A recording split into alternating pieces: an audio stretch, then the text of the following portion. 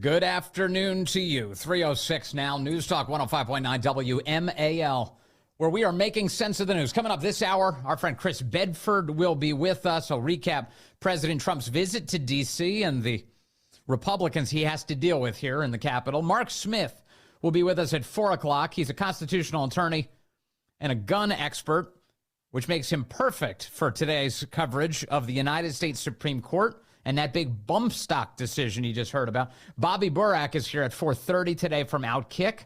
Caitlin Clark is drawing all sorts of eyeballs to the WNBA, and that's annoying the American left. And Stephen Sund, the former United States Capitol Police Chief, will be with us at 5 o'clock today. A lot to discuss with him. As Nancy Pelosi admits, it's her fault the National Guard didn't show up. You can show up here on our program at 888-630-9625, 888-630-WMAL. Always appreciative of your contributions on a Friday, any day. The Supreme Court today very simply came out and said, no, you can't make up laws, executive branch. You're not allowed to do that.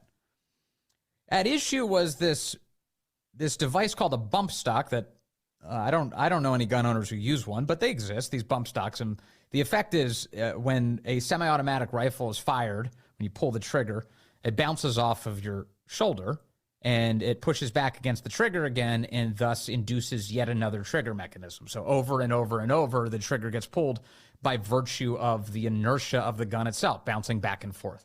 And the reason this came so much into the public consciousness was that Las Vegas shooting, by the way, which we never got to the bottom of. We don't really know anything about why that man opened fire or what was going on there, the deadliest shooting of its kind in American history. We never got meaningful answers on that, of course, which has only raised all sorts of suspicions about that event. But we did get a declaration by the federal government that you are not allowed to own a bump stock anymore. Now, this was not a matter of Congress. Congress didn't come along and say that. They didn't pass a law to that effect, banning that particular type of device on a gun. No, instead, the ATF, during the Trump administration, came along and said, you're not allowed to own these things. And at the time, any number of conservatives said, okay, look, I like Trump, but this is unacceptable. You can't do that. The executive branch can't make it up as they go along. Our founders arranged a system whereby laws are passed by Congress. Joe Biden is not allowed to hand wave people's student loans away and say that truck drivers need to pay for Harvard Law graduates. He's not allowed to do that. To the extent that any of this is done, it needs to be done by Congress, by the people's representatives. So these are obvious points. And so the Supreme Court today in a 6-3 decision comes along and says, no, you can't do this. You can't use the rulemaking process to invent new laws, ATF. You can't just ban bump stocks on a whim. You want to do this? Do it the right way. Do it through Congress. In fact, Supreme Court Justice Samuel Alito wrote today, and the lefty justices don't even understand this, or if they do, they're just ignoring it on behalf of tyranny. Justice Alito today wrote in his concurring opinion, he said, I join the opinion of the court because there's simply no other way to read the statutory language, meaning the language of the law. And what they're referring to is you can't, unless there's some extraordinary circumstances, unless you get the right permits for it, you can't by and large own a fully automatic gun in the United States of America.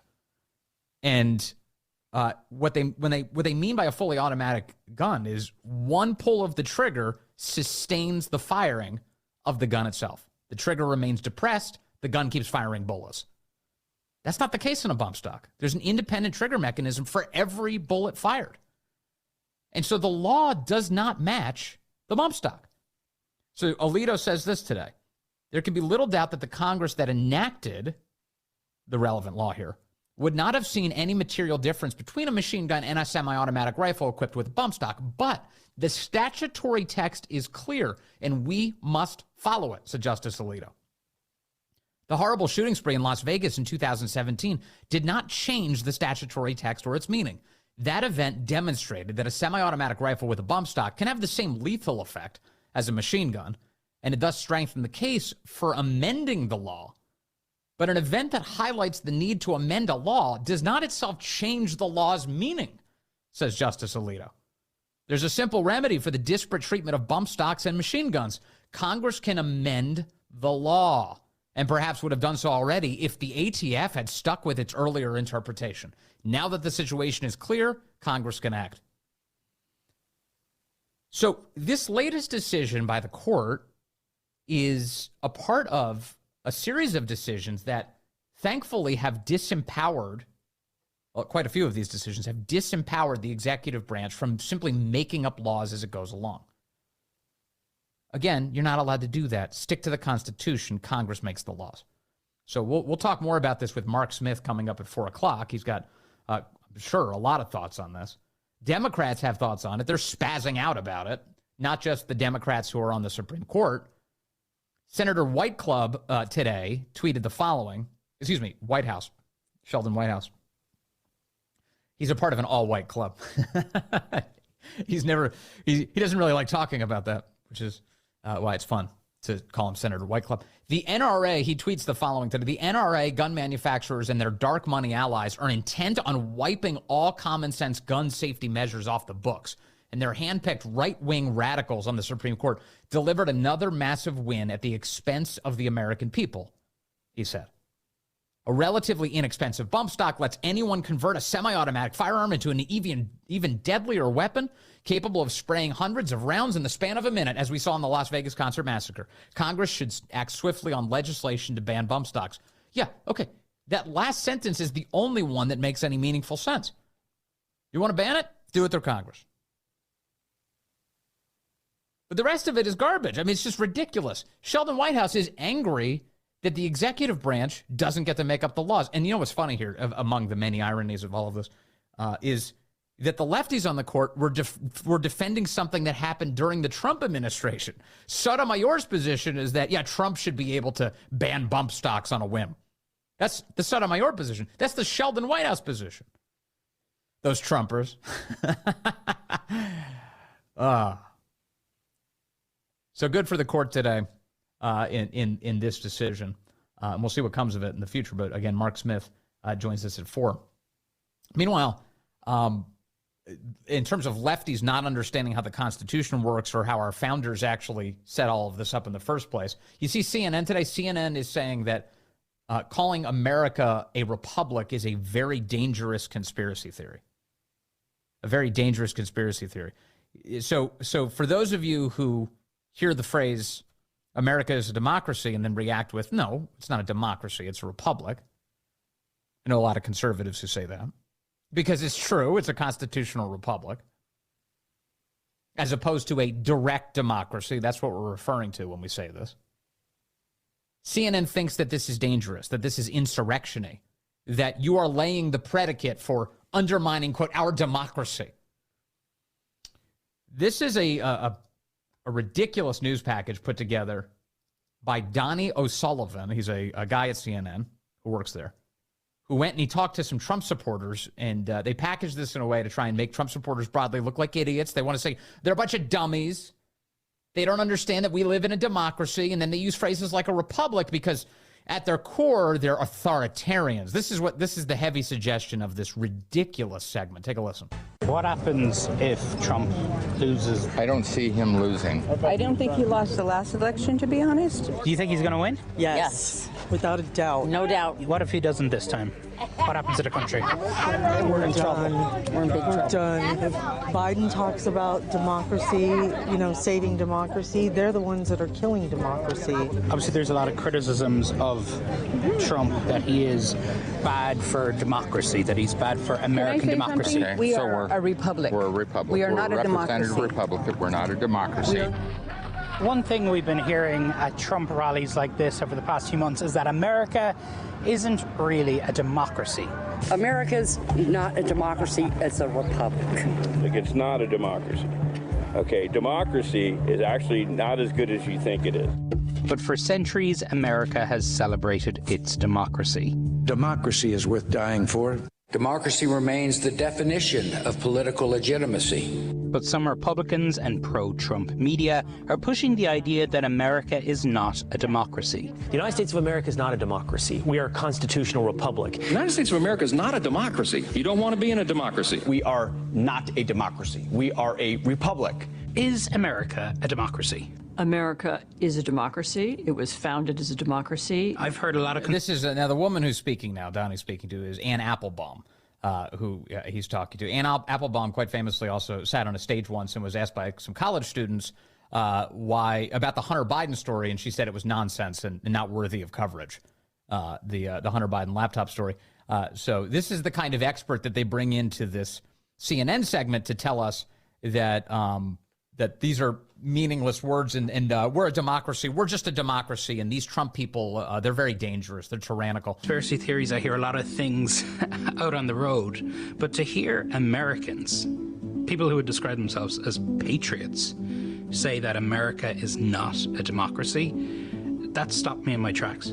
You are hearing people say America is not a democracy because there are people around Trump who want them to be saying that, who've been planting that narrative. Is America... So the irony, of course, one of many in all of this, is that the left is imprisoning their political opponents. It's the left who's advocating removing their political opponents from ballots across the country. They've been trying to remove Trump from all these ballots. They want to imprison Donald Trump. They've already arrested him a number of times. They've charged him all across the country during an election year specifically to influence the outcome of that election. They want to upend the workings of the United States Senate to achieve their political goals. They want to destroy the United States Supreme Court whenever it doesn't serve their purposes. This is the party we're talking about. And they're coming along suggesting that, no, actually, it's the right that's the threat to, quote, democracy. Now, of course, a constitutional republic is powered by democratic elections. No question. That's not even up for dispute. But those democratic elections are found at the municipal, local, state levels. Our founders explicitly arranged a system that was not so temperamental as a direct democracy, one in which there could be a tyranny of the majority, which the left is very much for.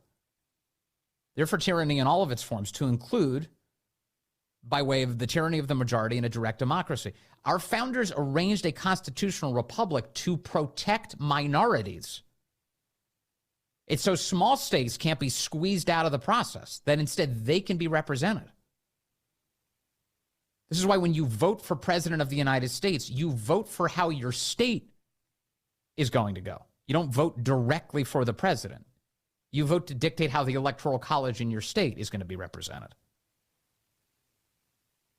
And up until it was changed by amendment, state legislatures picked United States senators. The only person you directly elected in the federal government was your local congressman, was your United States congressman. Arranged that way purposely in order to provide a kind of a cooling down mechanism for the system, to make sure that the people have power over it, but it's not so temperamental that it would become tyrannical. These are important concepts. Our founders really thought it through. They had massive debates at the time about how to arrange this. And so this is legitimate. When you hear Trump supporters saying, yeah, we live in a republic, they're making a declarative statement about facts. That is true. CNN is trying to turn this into something dangerous. A democracy. Yes. No, I don't. I think Well, not right now, but we're a republic. What's the difference? I feel like democracy. Let me think this through. Now, let me just point out something here. This is all just based on CNN's editing. They can select who they focus on and who they feature. And the idea of this moment in this segment is to convey that, oh, Trump supporters are dumb. They don't even know what they're talking about. And the reality is, of course, there are people who, if you were to ask them what's the difference between a republic and a democracy, they may not be able to summon the answer right away, but they are aware that there is a distinction between the two. That's worth noting. And CNN is trying to broadly paint Trump supporters as, oh, dummies. They don't even know what they're talking about. So they feature these two ladies. They stick a microphone in their face. They say, what's the difference between the two?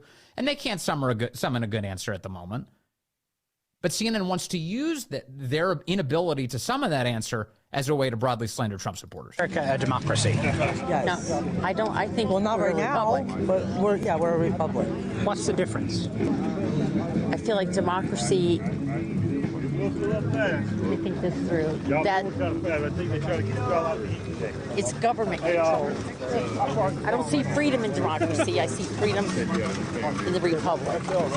Honestly, the word democracy and the word republic have often been used interchangeably. There isn't a meaningful difference between them. There isn't a meaningful difference between them, says the moron. So much of the warnings and criticism about Trump is that he is a threat to democracy, that he is anti-democratic. Absolutely. If they can convince people that we don't have a democracy, then it's okay that Trump is attacking democracy because it doesn't really matter. Trump is not attacking democracy. This is so stupid. So why has democracy become a bad word? Because it's being used in a way to change the flavor of our country, which is a republic. Well, actually, what the left is using the word democracy to conceal their tyranny. They're suggesting that they're on the side of defending democracy.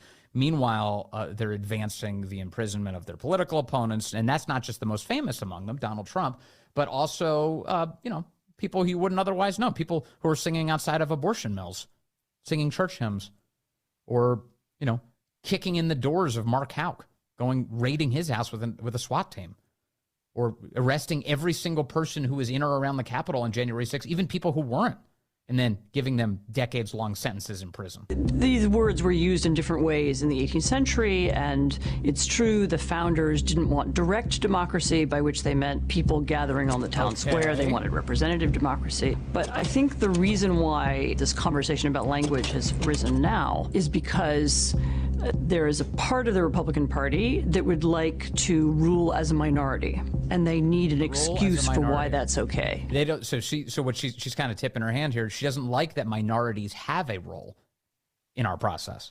She doesn't like that minority opinions can even be represented, and she's condemning that. They need to be suppressed.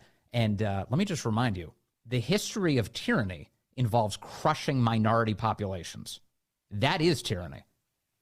And that's what Ann Applebaum is advocating. Hold on, I've got more. 3:23 now, WMAL traffic and weather. President Trump paid a visit to Capitol Hill this week, meeting with Republican lawmakers. A lot of unity, at least on display on the cameras. But what's going on behind the scenes? And will some of these Republicans be working against the next president of the United States? With any luck. The last part, not the first part. We'll get into it with Chris Bedford when he joins us next here on the Vince Coglianese Show.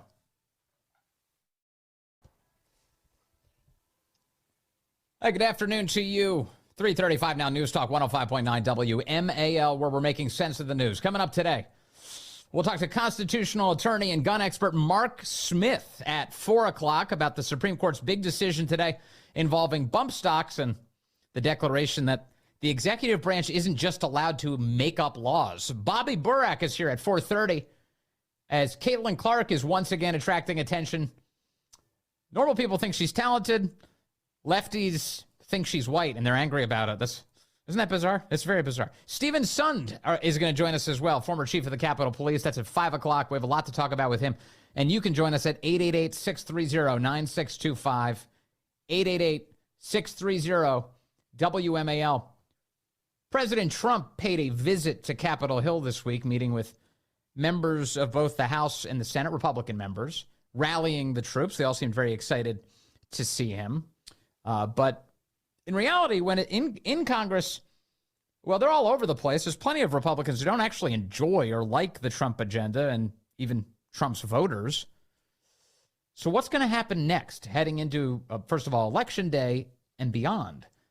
For more on this, Chris Bedford is here to untangle all of it. He's a senior politics editor and the D.C. correspondent for TheBlaze. Chris, good to talk to you today, sir. Thank you. Great to be here, Vince.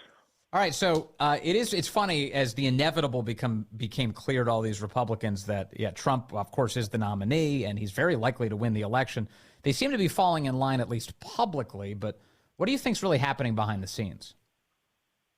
Well, there's certainly some tensions going on, and there were a couple senators, for example, who skipped the meeting or said that they were busy. Mitt Romney, Murkowski, Collins all said that they were too busy. But a major thing was that Mitch McConnell sucked it up and showed up. Now, Mitch McConnell and Donald Trump reportedly haven't spoken once since McConnell's floor speech denouncing the president after the riot on January 6th, where he laid the blame at his feet, and gave one of the more passionate speeches I've ever seen McConnell give. I mean, usually he only gets excited about stopping campaign finance reform, but this one got him going. And they haven't spoken since. So for him to come out and to sit there next to the president was one move. There wasn't a lot of substantive policy talk. It's hard to have a substantive policy discussion with 50 people in a room, or with the House Representatives when he met with the Republican Party with even more people in the room. But there's also some tensions between members right now, which weren't really spoken about how exactly they're going to handle spending. You'll hear Republican leadership saying that they need to pass basically an omnibus. They call it clearing the decks. They need to get a lot of their spending out of the way, craft a budget so that President Trump, if he wins, his new administration is not hindered by any of the little details of governing. But there's a conservative group that among them that says, hold on a second, why can't we just pass spending as it is right now, continuing resolution, they call it a clean CR. They don't neither raise nor lower spending, keep things running, but don't make any policy decisions until the next president is coming in. And, they'll say things like, listen, we can walk and chew gum at the same time. The GOP should be capable of governing if it wins. But there is some pushback from folks in leadership who will say, hey, it's not like walking and chewing gum. It's like planning your wedding and planning your retirement at the same time. Appropriations are extremely complicated.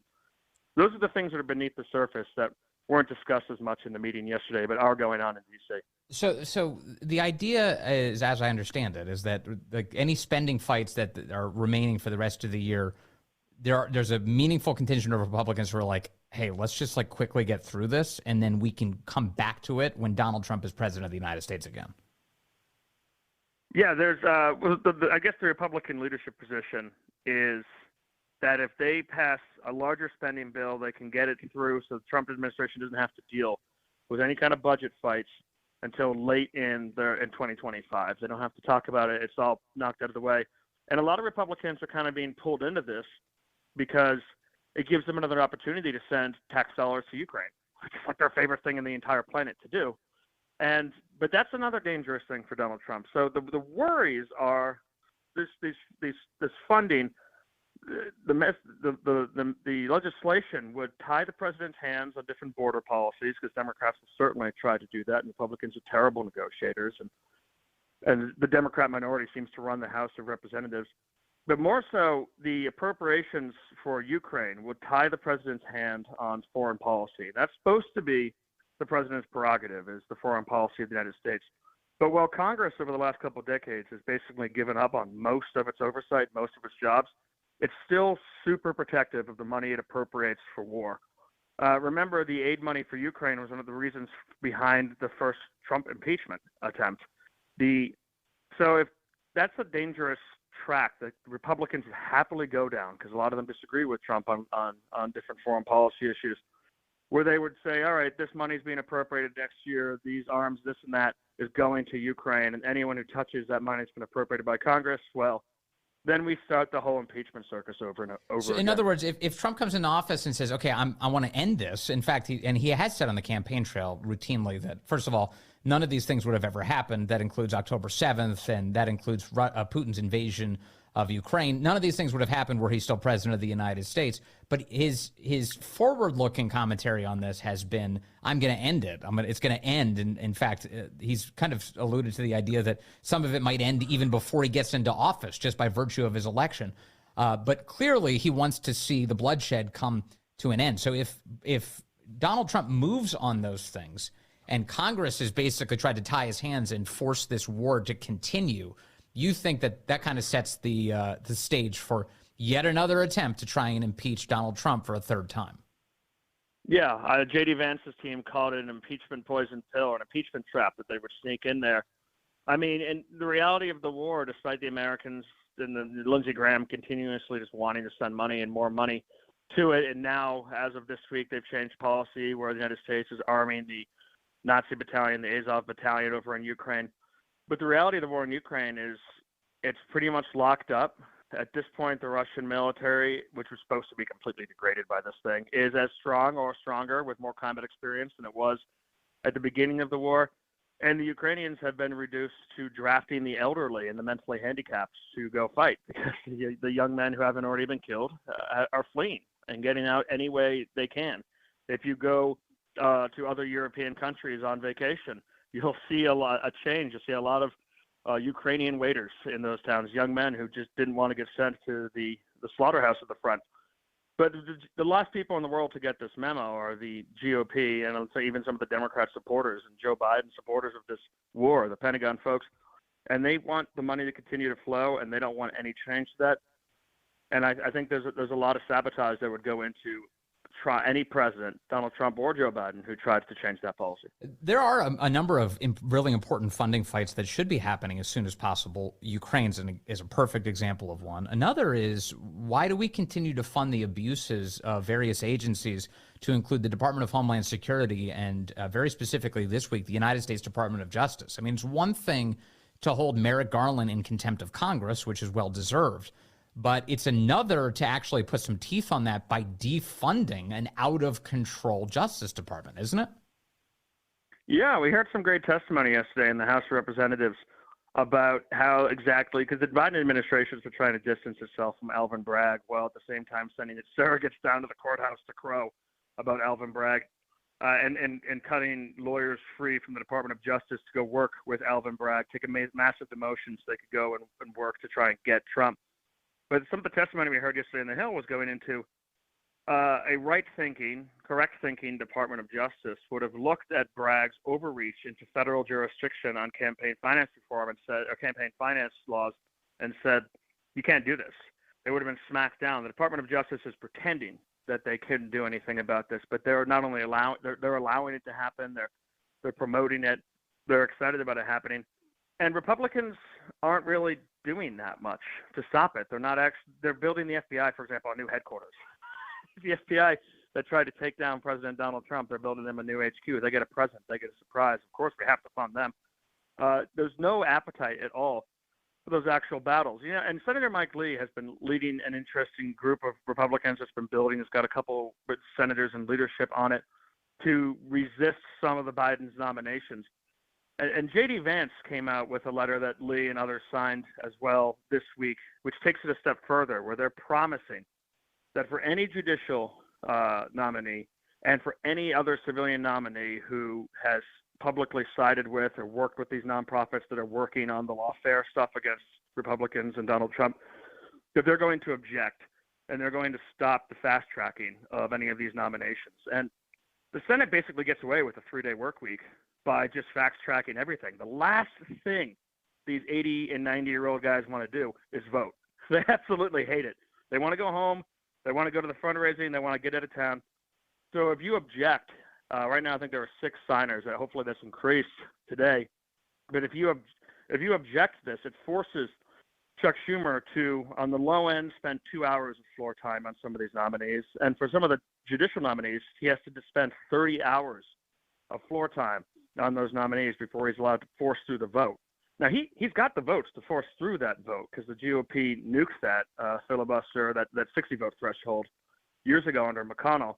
He can do that, but there's only about less than 50 days left in the Senate calendar. So how many of those nominees is he going to want to tie up the Senate for 30 hours of work time on? How many? It's gonna actually cause some chaos, and that's the kind of power a senator has they don't have in Congress, and that's the kind of resistance that's helpful.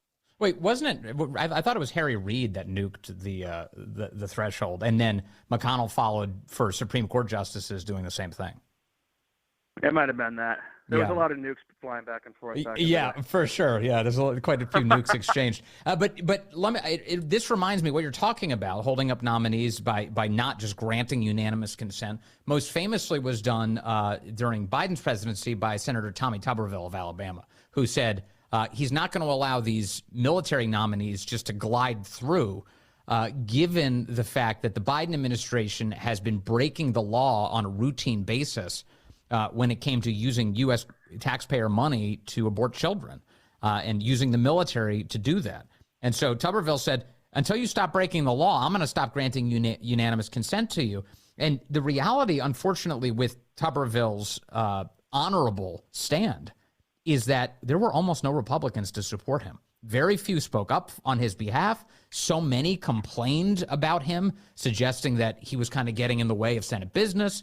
That was one of those sagas that really left me once again disheartened about the state of Republicans, elected Republicans, and their ability to fight for anything of meaning. Yeah, I agree completely, 100%. Senator Tuberville's stance was extremely courageous and also extremely lonely, and his colleagues didn't have him. And it really exposed a lot of how D.C. Republicans think. Now, I doubt, like, really anyone in the audience or most people in the country really think that American national security is dependent on, we need more 3-star generals, 4-star generals. Like, that was really what he was kind of holding up, or some of these commands. The incredible bloat at the top of the Pentagon, and he was saying, hey, all you have to do is get rid of this extremely activist policy. And he was basically treated as a traitor by folks like Lindsey Graham, who wanted to come out and attack him. And it was a lonely stand, and he took it for a long time. So he's one of the signers of this letter, and I'm excited to see these tactics kind of being pushed forward. But the thing for these senators who are doing it is it's not like the GOP is on your side. It's not an easy stance to take. They're going to get arrows and slings from their own colleagues over this sort of thing. Who they don't want to vote on stuff. They just want to go home. They don't like Donald Trump. They're not interested in stopping the Democrat agenda. They're interested in kind of this uniparty Pentagon thing and everything else. And Tuberville's stance also showed exactly where the social conservatives stand, which is they always get a lot of nice treatment. People say the right things to them. But when it comes down to it, defending the unborn, defending Christians, defending political freedoms, saying you probably shouldn't put your political opposition in prison, those things will all play second fiddle to the Pentagon and the defense budget. We just need more people to actually mount these heroic fights because Americans support it, and hopefully it rubs off and more lawmakers join the cause. Because I'm looking at this list. You're right. There's 6 on this letter saying they're going to start blocking all of these Biden nominees by not granting unanimous consent.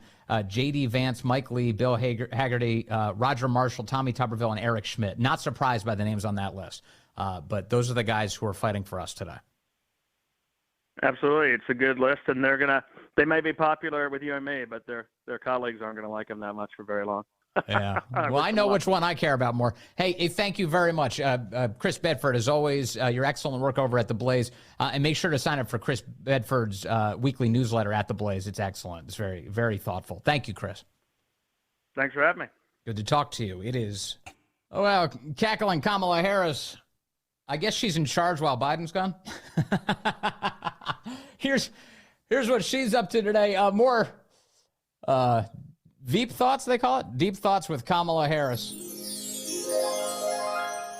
So the importance of community banks is they are, as they are called, they're in the community, led by members of the community. They are people who understand the capacity of the community, the needs of the community, the culture of the community. You ever get the sense that, you remember in school, like if you weren't paying attention or some classmate of yours and a teacher called on them and was like, hey, John, would you stand up and give us a speech on community banks? He stands up and he's like, well, community banks are in the community and they're part of the community. And they're banks. That's all the substance you can summon based on the 2 available words you have to draw from. Community banks. Of course, no Kamala Harris speech would be complete without this phrase. You must have and know that you are applauded for having the ability to see what can be unburdened by what has been. Yeah, that's her favorite poem, her favorite bumper sticker slogan, her favorite nonsensical phrase that she invokes when she runs out of literally anything else to say. Our illustrious Vice President of the United States, everybody. She's doing great work. Mark Smith will be with us in a moment. He's a constitutional attorney and a gun expert. He'll react to the United States Supreme Court decision today on both of those subjects.